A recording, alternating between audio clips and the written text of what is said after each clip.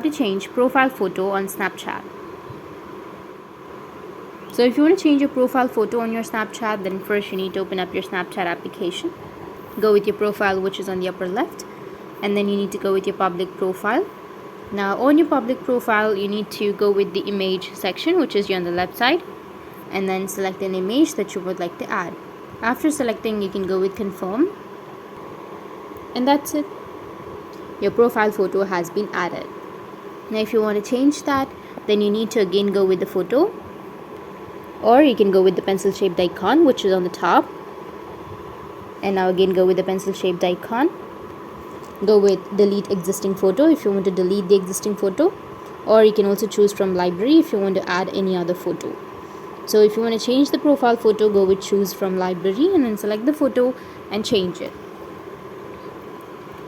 That's it, and if you have any questions, feel free to comment below. Thanks for watching.